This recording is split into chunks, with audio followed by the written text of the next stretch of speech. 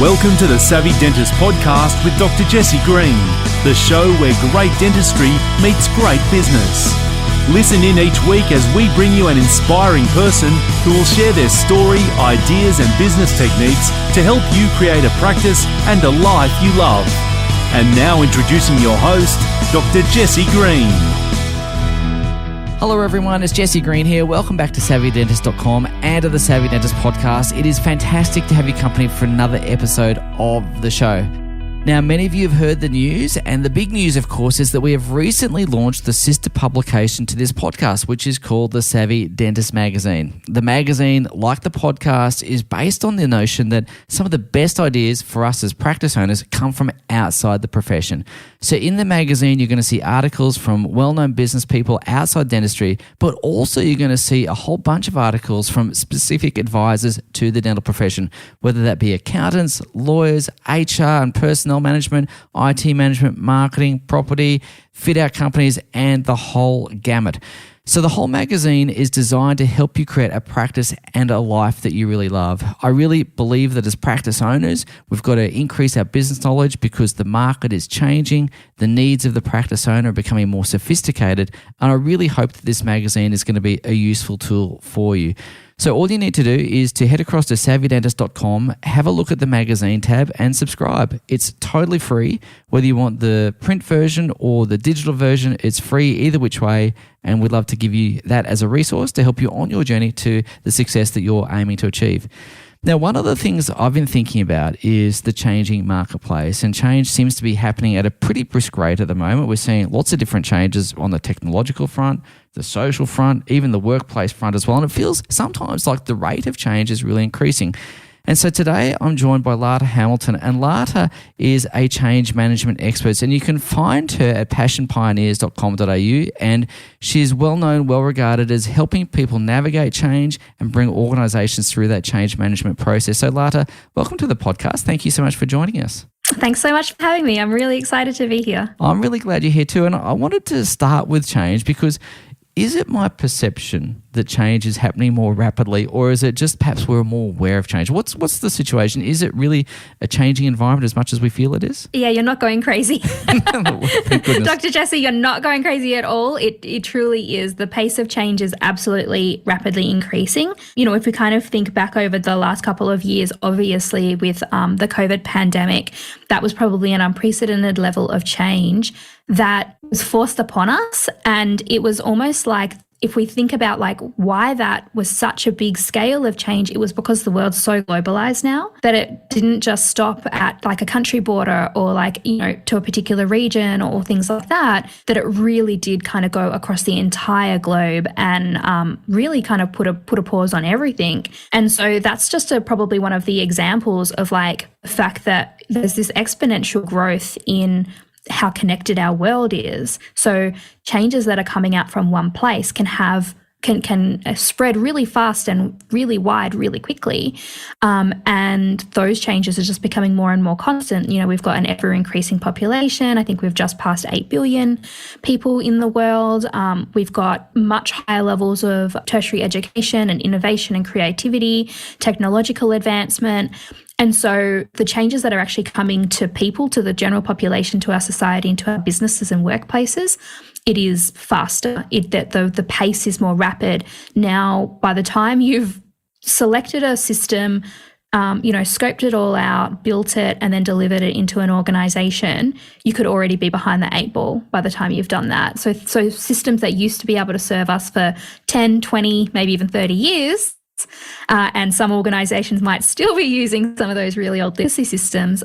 Now they might only serve you for 2 years before a better option comes down the line. It's really interesting. I wanted to ask you about coping with that rapid change because, you know, sometimes it feels like I'm on a bit of a merry-go-round, and I don't know about other people, but sometimes I would just love the ride to slow down enough to keep up with it. And it feels sometimes a little bit overwhelming because there's change coming on all different fronts, whether it's the technological change, which you've just alluded to, and, you know, goodness me, you know, this time a year ago, we weren't even talking about Chat GPT, and that's kind of everywhere now. And that's going to become, you know, more and more, you know, I guess prevalent in its application. But there's not just the technological changes, there's generational changes, there's social changes, there's a whole bunch of different things. So I wanted to ask you about, why do we feel so overwhelmed? What is it? What's happening with our physiology or our brain waves that makes us feel a little bit like there's too much stimulus coming at us all at once? Yeah, I think it's because there is too much stimulus coming to us all at once. I mean, if you think about, even just like digital technology that's only been around for what, sort of like 100 years, maybe, if that, maybe even not that really, like if we're thinking about like radios and televisions and things, as well as the internet and computers. So, in terms of how we perceive change generally, humans are hardwired not to like change. They're hardwired to resist change simply because, if things stay the same, then we feel safe, we feel secure, we can plan for the future. We know our place in society, we know our place in the world, in a team, in a family, like wherever in our social setting. We can survive and just keep going forward because we know how to do things, and there's this regular rhythm and regularity to how things work. So when change comes knocking on our door, which is inevitable, but it is speeding up, when change comes knocking on our door, it kind of throws all of that up into the air. It makes us feel really anxious, I guess, and stressed and concerned about like, what is this going to mean for me? What am I going to lose from this? How is this going to make me look if I can't pick it up in time, or if I can't adjust? Will people leave me behind? Will I be able to do the things that I used to be able to do? And so all of that kind of processing and programming kind of from a psychological perspective comes up. Then the pace of change is simply that often we just don't have the capacity to be able to absorb the changes that are coming down the line, or the changes that are happening in our world and our workplaces at that constant speed. It's like by the time we've grasped one thing, like something else has changed along the way. But then also with that overwhelm, like there is something to be said, I think, for technology generally, and that filling our lives and our days, and that constant stimulation from, social media feeds and from breaking news that isn't breaking. It was breaking 5 days ago. Yeah. Do you know what I mean? Like it's like, it's still breaking. Yeah. I did journalism at university. Can we call it broken news? Because it really is kind of broken news, isn't it? It's like how many, and then you go on and it's like, you look for the update and it's like one sentence that says that there's no more updates. Yeah. It's just it's very kind of like this constantly trying to get eyeballs, constantly trying to get attention. And that just leaves us fatigued through the day. So even without change, just the constant communication stimulation leaves us fatigued. Then we go to put change on top of that. I love to define things really simply. If we're talking about sort of like personal change, it's just anything that can be changing in your life or your personal life. If we're talking about workplace change, I kind of define things really simply. It's moving people from doing things in one way to doing things in another way, or a new way. And we do that through communications, training, and business readiness. And it can be a new system, a new process, a new application, a new platform, a new team structure. It could be moving sites. It could be, the move to remote work, the move back to the office. It could be regulatory and compliance change. So imagine you're going about your day to day, and then you're constantly being stimulated. So you're already feeling overwhelmed and fatigued. And then on top of that, you're either experiencing major life changes, which can happen to any and all of us. We will all experience major life changes. And then within our world and our workplaces and our career, we're experiencing these sort of bigger workplace changes, even really simple changes. Like you might just be wanting to change the process for a patient, for example, just one part of the process. You want to validate this piece of information with them when you go to onboard them into your clinic, for example. That seems so small and so simple, but you've got to remember that it's in the context of a person or a team who was already overwhelmed, already fatigued, already overstimulated, is probably going through personal change in their personal life. And then you're bringing them this extra thing that they have to do, and it changes what they've been doing for the last 5 years, day in, day out. And that's where, it's like that kind of like the tipping point. It's like the straw that broke the camel's back. It's like suddenly there's this what's the word? Unrealistic or disproportionate reaction to workplace change, even when it's something really small that should just be a simple, we're just changing this over to this. But it's because it's in the wider context of change generally. It's really interesting. And I think that you've touched on a couple of interesting points. And I wanted to ask you a question because I'm curious to understand how we relate to change that we choose versus change that's imposed upon us. And I mean, obviously at the superficial level, we can say that, change that we choose should be easier to deal with rather than change that's imposed. But do we still encounter that sense of overwhelm even if we're choosing that change, or is it just something that we can seem to make peace with a little more easily? We can make peace with it probably a little more easily. But I think that no matter what change it is, every individual needs to make a decision. They need to make a decision that they want this change and that they're on board with it and that they're going to commit to it and do whatever that they need to follow through on it. So even in our own personal life, we often see those experiences or those times where you might know that something is bad for you. You might know that you need to change for your own personal well-being. You've known it for a long time. Maybe it's taken you a bit of time to actually take some action around it. Even when you make a decision, it doesn't mean that there's not fear. It doesn't mean that there's not mourning. It doesn't mean that there's not a sense of loss or a sense of failure or, like those sorts of same emotions. There is a level of empowerment, though, when you make your own changes. And that's why kind of within workplaces, why it is so critical to help your team or your employees to feel empowered around change. Because no matter whether or not the change is coming from them or outside, like there'll still be a lot of reaction to change. But you can absolutely start helping people feel like they've got a bit more control, helping them feel a little bit more empowered. And that can kind of help to minimize a little bit of that reaction or that resistance. I wanted to ask you a little bit about that because I think, I want to just touch on the concept of agency for a moment and the importance and the role of agency, even in a workplace where you may be the employee and maybe you're not the decision maker. But how do you create a sense of agency for individuals in your team as the practice owner so that they can perhaps cope with that change a little bit better, but knowing also that the change needs to happen for the good of the business or for the good of whatever? Because I guess if I'm picking up what you're putting down, what I understand is that if people don't feel like they've got a say in it, if they don't feel like they are agreeing to it and they're okay with it, then they're probably going to feel some sort of psychological distress.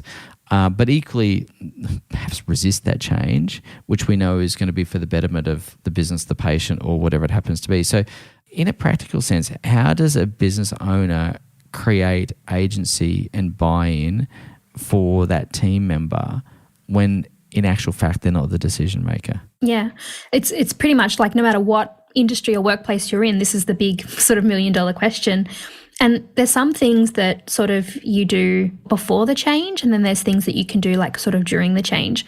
So what I would say is like don't wait for a major change. Say you're putting in a major new system to manage your work in the team and the workflows. So say you're putting in a major new system. And it's like, that's when you decide to start focusing on this. Yeah. Do you know what I mean? It's like, I guess we better kind of like think about change and like have a bit of a change management approach and try and engage and empower our team. It's like when you wait for those big changes, like you've already lost so much time and you've already lost so much trust. So it really is about building that culture beforehand, building that culture of communication.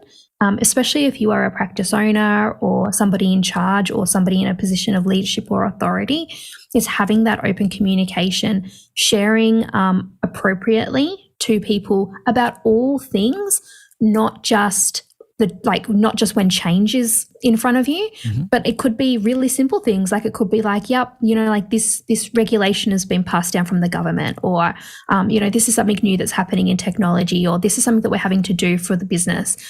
And you don't have to go into like necessarily like anything that's confidential or that's inappropriate to share with those team members, but it's about having that level of sort of transparency and that communication so that when change comes, it's not like suddenly we're getting all of this extra communication that we've never really been brought into the circle or brought into the loop before. So that's kind of one thing. And then the other thing is to have those channels of feedback already set up. So do you have regular one-on-ones with your people? Do you have the opportunity for people to submit ideas? When something goes to change, like can you run a workshop with the people who do that process day in, day out and actually understand from them what they're currently doing and what's not working in that current process? And that might drive a bit of appetite for the new way of doing things. And then you might also learn, and you probably will, you might learn what could actually be better about it, about the new way that we do it? Can we actually make some shifts and changes and tweaks based on what people are saying? So that real co-creation and co-design is where I see a lot of empowerment, and you don't have to wait for change to do that. You can absolutely be co-creating and co-designing with your team along the way. Then they have that sense of agency, they have that sense of ownership, because sometimes as a business owner, like I'm a business owner myself now, it can feel like everything is resting on our shoulders. It can feel like we are the ones that have to make all the decisions and all of the tough choices, and we have to wear the burden and wear the load for everybody who works with us and for us, or our customers, clients, community, students. For example, like yesterday, I was working with my assistant. We're planning out some promotional periods and some launches and things like that. And I said to her, I'm really struggling to figure out if we should do it this way or we should do it that way. And we had an open conversation about that. Like ultimately it's my choice, but I brought her into the conversation and I said, here are the pros of doing it this way. Here is why I think we could do it this way. What do you think about it? Is there anything that I haven't been thinking, that I've sort of missed? And we went back and forth. We literally the most indecisive pair. So we went back and forth. And then finally we decided on one course of action. She went to go start putting it into place. And then she was like, this is too hard. And we were like, great. Now we know for certain together that this is the right course of action. So it was almost this level of us getting to that point of comfort and confidence in what our decision was. But also because both of us are going to be delivering against that, we both were on the journey of making that decision, and we were able to make it together and then actually go, yep, this is the right thing. And sort of now we'll work better, on that project. Yeah, it's really interesting, isn't it? And I think that's a really key point, and that is involving your people in the decision-making process and keeping them abreast of that. And as you said, not waiting for the big decisions to be made, and just, I guess, building that into the organisational culture, building that into day-to-day business, not just waiting for these momentous events to say, hey, guess what? Yeah, here it is. Yeah, it can seem a bit like lip service if you wait until the big events. Yeah. Whereas if you build it in and it becomes a regular rhythm and a regular culture, then people will believe it when there's a big event that you do want their feedback and input. What if you actually don't really want their input in the first place? Can I just say that out loud? Because I'm sure someone here is thinking, going, oh, team empowerment, please, can you please just do what I ask you to do? There's going to be someone listening to this podcast going, why can't they just do what I say? And I wanted to just address that because I'm sure it's a thought rattling around someone's brain. Yeah. All I'm going to say is gone are the days where command and control is the way that people will engage and respond with you and with change. We don't live in that kind of society anymore. I think, back sort of in the industrial era and even probably up until maybe about 50 years ago, you could just use your authority to make people fall in line. You absolutely could, whether they liked it or not, they were going to fall in line. And from a social perspective, we've changed. And so the expectations of everybody, including, younger generations, the expectations is that you will be taken on a journey, you will be engaged, that you will have a say and you will have a seat at the table where appropriate. So I would always caveat that with where appropriate. You do not need to include your team on, major financial decisions about your business, but you might include them on if there's things that are going to impact them down the track about it, you might start to seed or open the conversations up. So it's kind of like, if you're thinking that way, something from a change management perspective is we absolutely have this focus on people. We have this focus on wanting to create and maximize the people experience and make it as engaging and get as many people on board and bought into the change, have them feel empowered, have them feel engaged, have them inspired and believing in the change. And it sounds very fluffy, but the truth is the only reason really that we're wanting to do that is because we want to get the results. Yeah. If we're going to spend this money and put this time and effort and energy into putting in this new system or this new process, we want people to actually use the system. We've just invested in it. We want them to use the system and we want them to follow the process. So it's actually why we do change, is to realize the business benefits. We want to actually make sure that people are going to use it now and into the future, that they're not going to, roll back, or they're not going to, find workarounds and be sneaky about it and things like that to avoid having to use it. So the long-term, the long-term reason why you follow change management approach, or why you bring change leadership into your own business leadership, is really so that you can actually get the return on investment for whatever it is that you're investing in. Because people are at the heart of your business. They are the ones that are doing the work. They are the ones that are serving your patients, serving your clients, serving your customers. And so because your business is reliant on people, even if you have a very, digitized or technologically savvy business, there's still going to be people involved. People are often where you can make or break the change, because they have that resistance, and because you are dependent and reliant on them, that's where you can literally have systems that get implemented and nobody likes them, nobody uses them, and you have to go and redo it a year or two later. So it really is about that long-term view. Yeah, I think you've touched on something really important, because one of my favorite mantras is the only truth is the result. And if the business needs to make a change, because presumably they're making that change with an objective in mind, they're not just doing change for the sake of change, although I do see some of that sometimes, I think you're absolutely right. I mean, if we keep the objective front of mind and we want to get that ROI, whether it's a new system, new technological piece of equipment, whatever it happens to be, we need people using it, and therefore we've got to work the way that we need to work to get the outcome. And so I think for me, one of the things that I've always tried to do, sometimes successfully and sometimes less so, but to try and be a bit more flexible in the approach, because I think dogma of any kind is going to probably slow people down. Yeah, if you're clear where you want to go, you've just got to be able to navigate that path. And that does mean bringing people with you. And that means we need to adapt our own styles to suit and to get that outcome. If someone wants me to dress up in a purple suit and pretend to be Willy Wonka to get the change I need to get, I'll bloody do it. I don't care. As long as I get the change I want and the objective I want. If that's I'd love to see that. I don't think anyone really needs to see that. But as long as you do the dancing and singing at the same time. Yeah, well, actually, I was going to bring up your rap, but anyway, I'll save that for another time. I did see that. It was really good. It's fun, isn't it? It was good. But I love what you're saying. And what I would really say here as well is I often love to say calibrate on hope, not fear, because fear will burn people out. And you want a high-performing team after the change. You want a vibrant, energized, positive, optimistic, high-performing team after the change, not one that's completely burnt out or that feels completely disempowered, disengaged, and is looking at new jobs and wanting to leave the organization. So it's if you calibrate on hope, you kind of, as hard as the change is and as challenging as it is and how much resistance is there, truly you will have more energy and sustain that change after you've made it. And that's why it's worth probably bringing people on the journey, as you mentioned. It's worth taking that time, that effort, that energy, that care and compassion, because it's worth it in the short term and the long term. Yeah, again, there's a couple of thoughts that I have going on through there. And I wanted to ask you whether you find some business leaders able to cope with change better than others. And I guess let me ask the question more directly. Do you find that as people get older, they don't cope as well with change as they did when they're younger? I want to ask if there's any, I suppose, resistance that creeps in as you get older. I don't know. My dad's a baby boomer and I swear he has more tech than I do.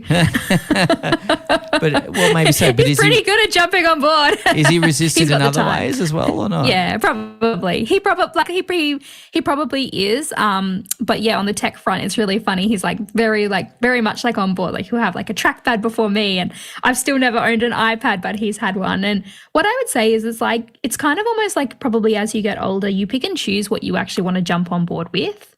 So even for me, I am a change manager, ChatGPT came out and everybody was talking about it. And I was seriously just sitting there thinking to myself, I'm like this just seems very, a bit of a trend. It seems like a bit of a hype. Let me let the dust settle and then make a decision. Let me not be at the bleeding edge of this. Let me be at the leading edge of it. And so I kind of just sat back a little bit, and I think that's probably what older generations tend to do. I'm a millennial, so I'm not one of the older generations, but I'm probably getting there where I'm like, oh God, kids today. Yeah. Well, millennials are turning 40 now, so welcome. Thank you. Yeah. Well, I'm not suggesting I'm you're 40. there, I was going to say, I know but, you're not there yet, but I read some stats out that millennials are turning 40. Can you believe it? Yeah. And we're starting to have families and things like that. So we're starting to kind of like fall into some of those more, I guess, stable and traditional structures that probably the generations before us are used to. So I think it is really probably just about like, I don't necessarily think that older generations are resistant to change more. I think it's probably just that they're a bit more cautious about jumping on too soon for things that may not have longevity, or that like it's like jump on when it's established so that you don't have to do the hard yards of learning it. And whereas like younger people who might like more of that variety, that challenge, or have more time up their sleeve to learn those things, or more desire, I guess, to learn those things, let them work it all out and then leverage them and go and ask them to help like coach you or train you on how to do X, Y, Z. Like younger generations can be such a like spring of like wealth of information and techniques and tools and things like that, as long as you're open to being coached in it or trained in it or getting that information for yourself. So for me, for example, with ChatGPT, like I started to have students asking me about how we could use ChatGPT in change management. When that sort of started to happen, I sort of thought to myself, I was like, well, I'm going to go and learn actually. But I decided to learn from a market leader and a real expert in the field, because I was like, instead of dabbling in like bits and pieces, I'm going to actually go and properly like learn from an expert and a master. So I invested in sort of doing that, and it was more of a time investment than a money investment, because it was in the US. So I was up at like 5. I went to bed at 5 and would wake up at like 11 p.m. or midnight and do like an entire 8 hours, 12 hours for that course. So yeah, so it was pretty intense, but that was kind of where I chose to jump in. Yeah.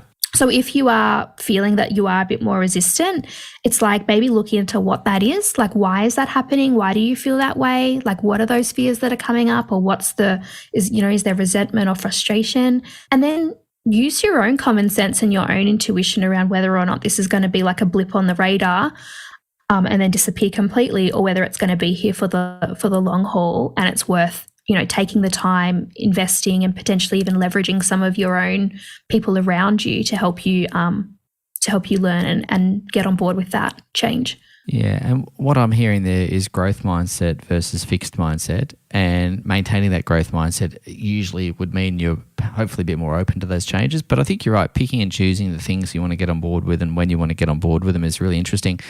It's going to be only a matter of a week or two, I think, before we have people marketing themselves as Threads experts. We're recording this a week or two after Threads has been launched, and so it won't be long before there's some course on how to use Threads, I'm sure. But and I've still never been on Twitter. Like, I just couldn't be bothered, right? Like, I was like, nah, not for me. And I've still never been on Twitter. It's like, been there for however long. But like, I just chose, like, you can choose actively, but make it an active choice. Don't let it be your fear and resistance that's causing you to not want to do something or get on board with something. Let it be an active choice that you make and have reasons why. And then that's fine. And no choice is set in stone, right? Like, you can always come on when it's more established, when you're confident in it or the solution or the platform or whatever, and you have the appetite, capacity, and desire to want to learn it. Yeah, and if you're in a business sense, what's the purpose of it for you? Does it fit your strategy and so on? I wanted to ask you about generational change because I'm Gen X, you're millennial, my kids are, I suppose they're Gen Z, so they're late teens. And what's really interesting is noticing attitudinal changes, social changes from one generation to the next.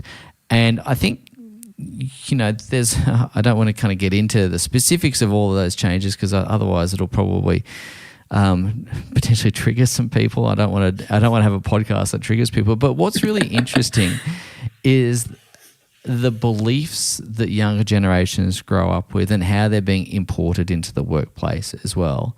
And I think for people who are an older generation who grew up with a different set of beliefs and grew up with a different set of, not necessarily values, but different set of circumstances and perspective on the world. And of course, the world is shifting. I wanted to talk about how generations can work harmoniously together, because I think, older generations, probably since time began, have been complaining about the generations younger than them. And I'm sure the younger generations since time began have been complaining about the generations older than them. So I wanted to talk a little bit about managing those different and shifting perspectives in the workplace from one generation to the next, because my kids have different outlooks to my outlook, and that's okay. But how do you manage that in the workplace? Yeah, there's so many generations. I think we're kind of like now sitting at sort of like 5 generations almost entering the workplace at once, or being in the workplace at once. And if we think about kind of like baby boomers, because they're living longer, modern medicine, quality of life, technology, like technological advances as well, they're living longer, so they're actually staying in the workforce longer. So back when you were probably entering the workforce, more of those more of the people who were sort of the baby boomer age now would have already probably been starting to retire.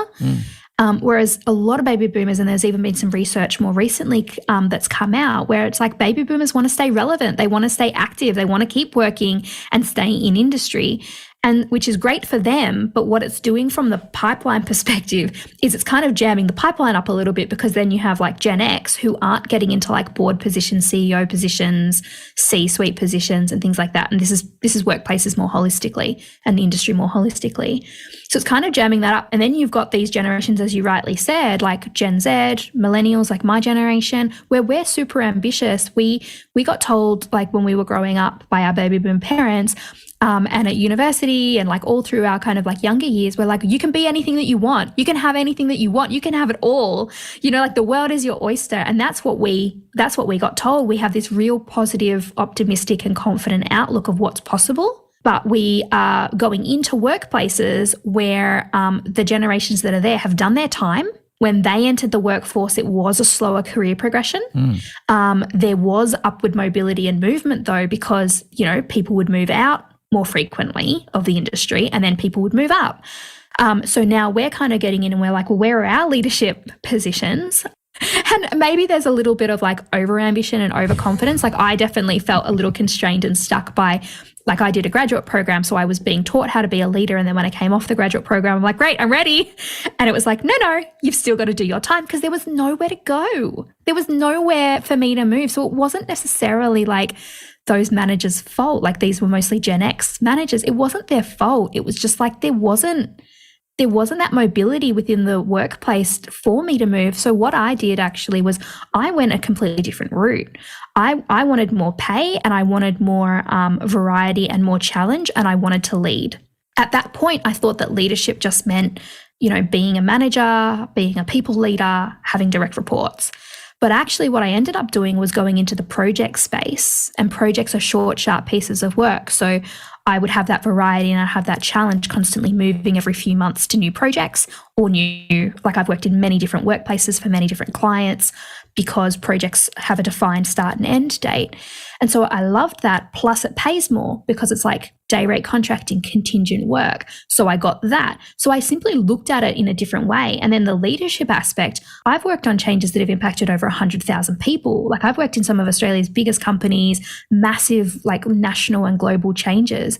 I've got leadership impact, even though I've never been a leader, even though I've never been a people manager. So I got that box ticked as well. So sometimes I think that there's this expectation of the younger generations that there's this one course and one path, without realizing there's multiple ways of getting those needs met and served. There's multiple ways of feeling fulfilled, feeling valued, feeling respected, being given the opportunity to grow and learn. It's not just about climbing the ladder or I guess kind of like being put into a position that hands you those things.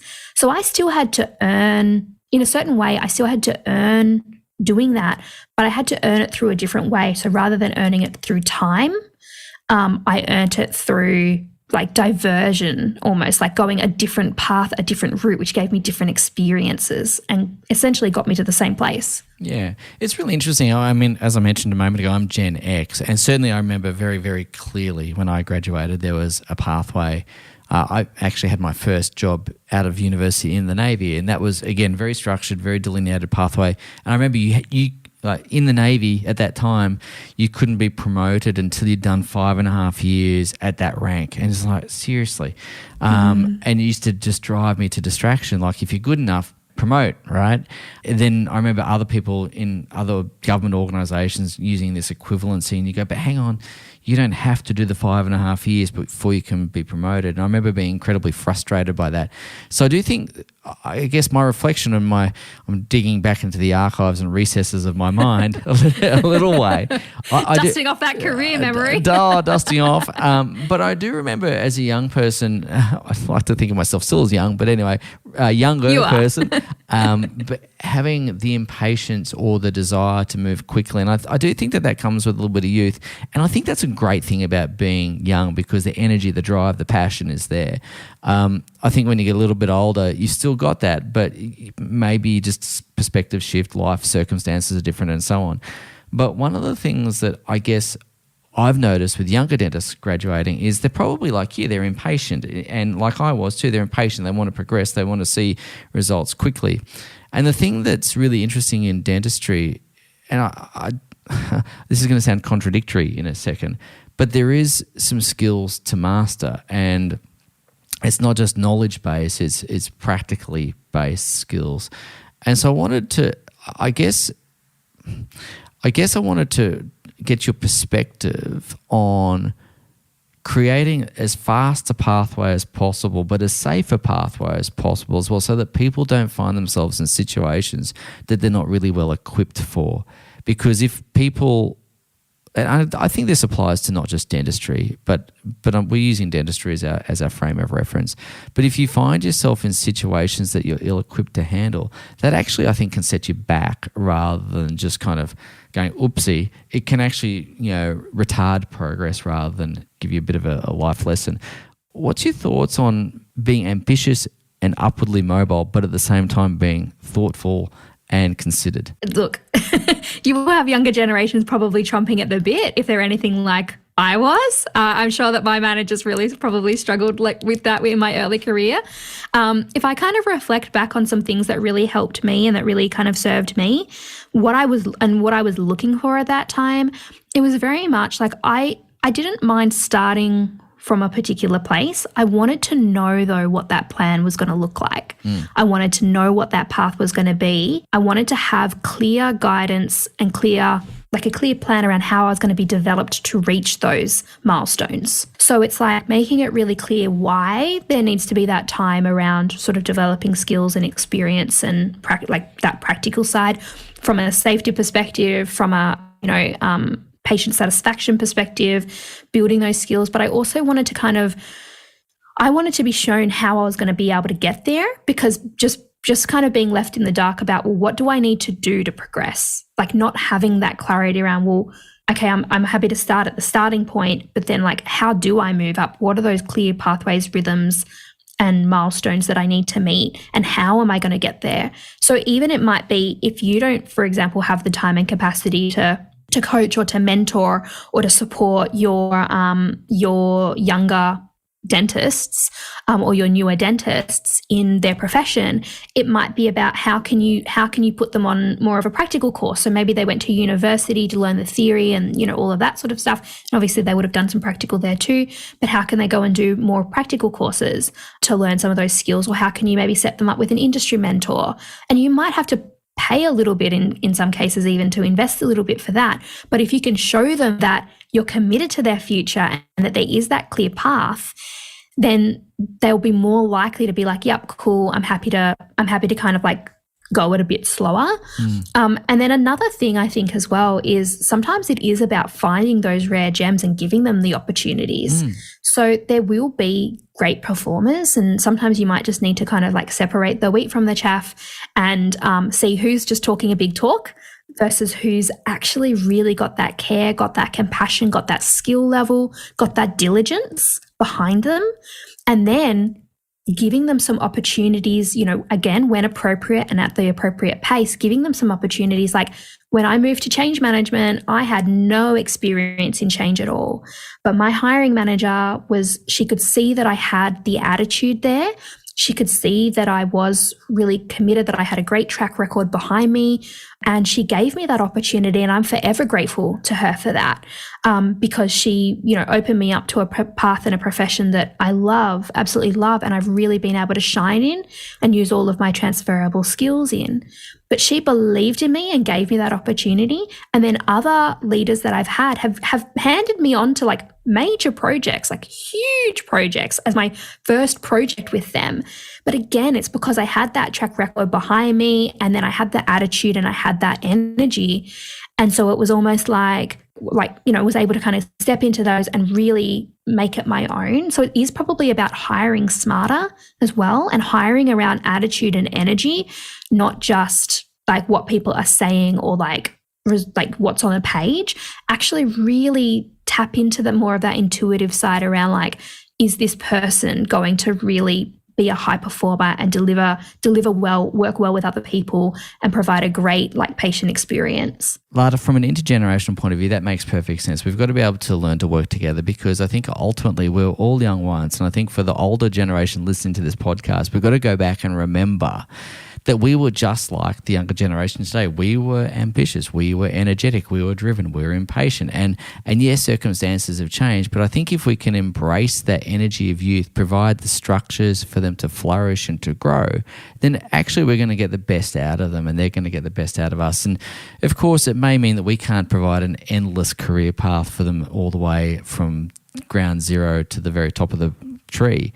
But again, if we've got them in our organisation for a period of time, then hopefully, or my hope is that they leave our organisation, if they're going to leave, better equipped for the next job.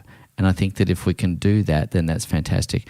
I've always held the belief, Lata, that part of our responsibility as business owners is to almost see ourselves as a training institution for whatever role that may be.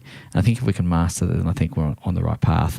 Do you have any thoughts about training and roles and all those sorts of things? Do you subscribe to that point of view about being a training institution? Yeah, absolutely. And I think whether I'm working with clients and their organizations, or my own students or my own team members and things like that, I'm always trying to leave people more empowered than when I came. And I kind of think of myself as almost like sharing my gifts and sharing my tools and sharing what I do, so that more people can do what I do the way that I do it. Because the way that I approach change and change leadership is really different, really unique, very creative, very innovative, and it gets really great results. So if I can help more people do that, it's almost like I can have a bigger impact. If I can teach people how to do what I do, it's like I can have a bigger impact. More workplaces and more leaders and more teams will have better change experiences. And then overall, holistically, it's going to make everybody's life easier. So there is a level of leaving that legacy in the industry, and actually starting to think of things from a bit of a macro perspective and that broader big picture perspective around the impact that you can make, and about how we all have the power within us to create and shape the industry that we want. And I remember saying that to my own partner. He's in the legal industry, which is a very kind of traditional industry. And I was like, you are the younger generation.